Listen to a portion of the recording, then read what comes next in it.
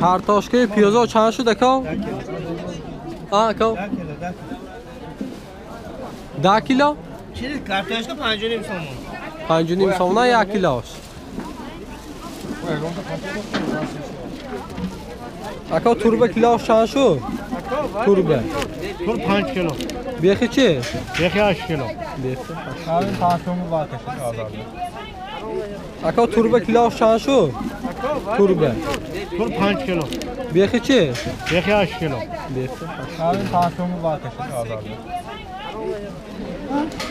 3 kiloş 20 so'm. 3 kilosh 20 so'm kartoshka.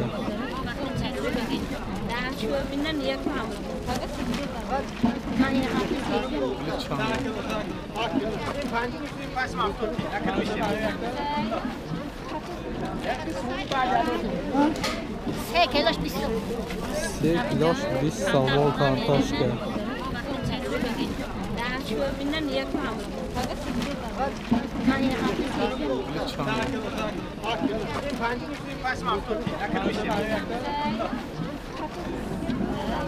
Senin kilo bir 5 so'm 80 درهم 72 درهم. عقلش با 5 میکردی. Apa piyoz چند pul شد؟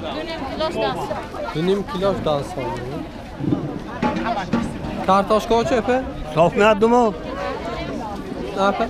Kartoshka. 2 kiloş da 2 kiloş da. 1.5 kilosh da 2 kilosh da. بیخی چه؟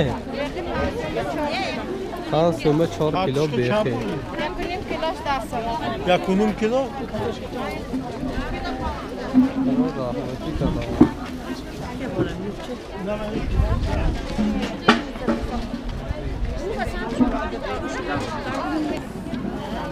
Senin kilo bir 5 so'm 80 درهم 72 درهم.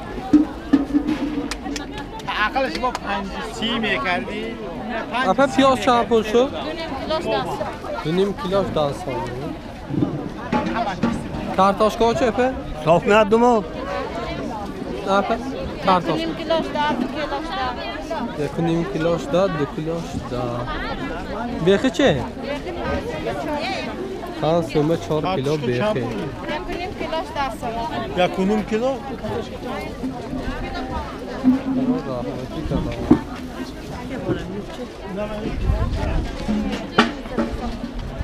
Bu da sen